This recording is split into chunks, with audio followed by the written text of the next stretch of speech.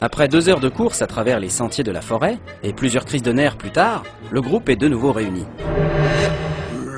Il faut faire quelque chose pour le barbare, il devient dangereux. Il n'a pas retrouvé entièrement la mémoire. Je pense que ce problème de mémoire a fait naître en lui un pouvoir berserk. Un pouvoir burk, comme les trolls des collines. Berserk! Il ne sent pas la douleur et il est plus habile, mais il ne fait plus la différence entre ses ennemis et ses amis. Berserk! Enfin, ça n'a aucun sens. Il n'essaye pas de nous attaquer, il mouline dans le vide comme un glandu. Il est sans doute retenu par sa conscience. Et le nain, alors, il dit plus rien? C'est pas grave, hein. Il est aussi en état de choc. Il s'amuse avec la peluche du donjon.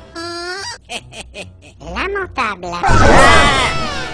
Qu'est-ce que c'est que cette lumière? Le nain a disparu. C'est comme si la lumière l'avait emporté. Les affaires sont encore là.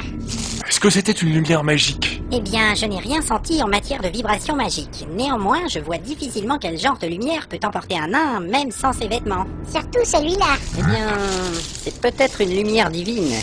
C'est impensable. Mais non, imaginez, peut-être que le dieu des nains a eu honte de lui. Et il aurait décidé de le faire disparaître. Il a voulu le gommer de la réalité. Et ainsi, il peut sauvegarder la dignité des nains. Il dit que le barbare fait une tête bizarre. Concernant ce dernier détail, ça ne change pas beaucoup. Le flash lui a bousillé le cerveau. On dirait un zombie. Eh oh, tu nous vois? Il y a du poulet rôti. Où ça? C'est un stimuli pour provoquer une réaction. Oh! Faudrait quelque chose de plus frappant que du poulet rôti. Eh ben, on pourrait lui donner un coup de bâton. Ouais, ça devrait lui remettre les idées en place. Oh là, comptez pas sur moi, hein. Il suffirait qu'il se réveille, si ça lui plaît pas... Là, c'est sûr, il aurait envie de se venger. On va demander à l'ogre, c'est son truc de frapper les gens. Ouais, mais faudrait pas que l'envie lui prenne de lui bouffer un bras. Bon, bah je vais toujours lui en parler, hein. Borinos Broch et Tospiri Gladol. Ah bah ça, je m'y attendais. Qu'est-ce qu'il dit? Il veut pas le frapper parce que c'est un ami. Et t'as pas un sortilège pour assommer les gens? Bonne idée, je vais lui balancer une gifle de Namzar. Et ben voilà, comme ça on peut se planquer. Ça porte jusqu'à 12 mètres. En plus, avec mon passage de niveau, ça multiplie les effets par 1,8 et compte tenu de la constitution du barbare, je vais booster un peu l'incantation en utilisant une charge de ma bague de puissance.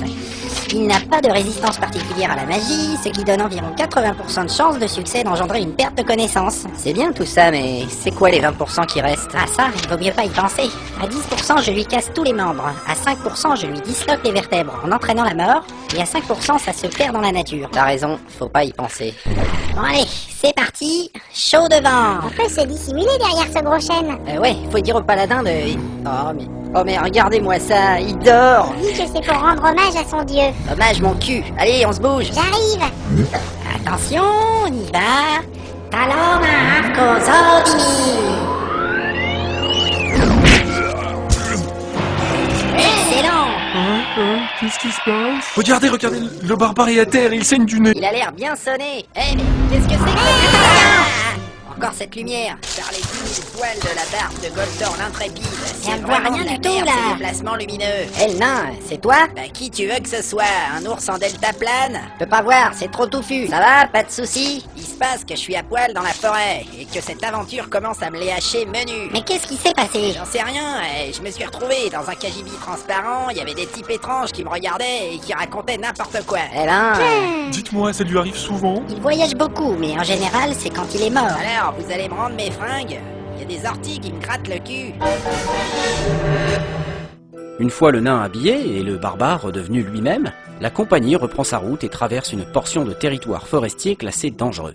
C'est le moment de faire un nouveau jet dans la table des rencontres. Section forêt, tableau 24, page 452 du bestiaire insolite de la terre de Fang.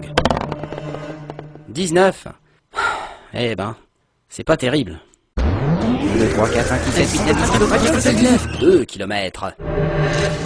Et là, le mec en pyjama rouge, qui avait l'air d'être le chef, il dit un truc du genre paix et guérison sur ton peuple. Et donc, je me suis dit que c'était des elfes.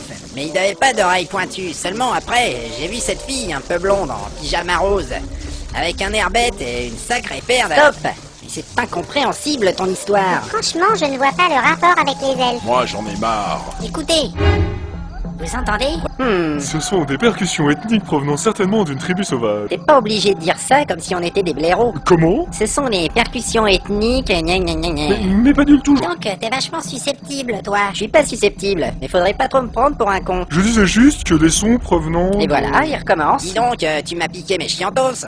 Mais de quoi je me mêle? J'ai pas piqué tes chiantos d'abord, je sais même pas ce que c'est. C'est des petits bonbons qui sont dans cette bourse. Ah ça? Bah si, j'en ai mangé un. Ah zut. Et merde. Ah quoi? C'est quoi le problème? C'est rien, je t'expliquerai. Regardez là-haut. Moi, Il y a un squelette accroché dans un arbre. Ah ouais? Mince alors. Ça veut dire qu'il y a du danger? Mais non, c'est juste un type qui est mort en accrochant une guirlande. C'est fini, oui. On dirait qu'il a été pendu et dévoré. Ou alors dévoré et pendu ensuite. Je ne vois pas trop ce que ça change. C'est très important au contraire, car dans le deuxième cas, il aurait été mangé par des humains ou des créatures pensantes. Je comprends Elle rien. a dit des créatures pensantes, pas des elfes. Crevard. Tous ces indices démontrent que nous approchons de la clairière des mangeurs de chair humaine. Waouh. C'est affreux. Tout de suite, ça impressionne. C'est pas drôle, vous savez. Et dire qu'on avançait bêtement sans se douter de rien. C'est pas possible d'être aussi chiant. Eh oh, messieurs dames, Un homme sauvage. Il est beau. Il était caché dans les buissons. dites, on aimerait savoir si vous allez vous décider à tomber dans le piège. Comment? Hein? Il y a une fosse piégée à 3 mètres, juste devant vous. Faut se piéger. Parce que moi et mes potes, on commence à en avoir marre de vos discussions. là. Eh ben, Alors bon, si vous comptez pas tomber dans le piège, vous seriez gentil d'aller plus loin. C'est-à-dire que... Vous savez, c'est déjà pas facile de se tenir embusqué toute la journée si en plus il faut écouter les conneries des touristes. Ah bah merci. Ne vous inquiétez pas, on s'en va. Nous allons passer à côté du piège. Par ici. Comme vous voulez, l'important c'est surtout d'aller ailleurs. Je me demande si ce n'était pas un de ces redoutables mangeurs de chair humaine.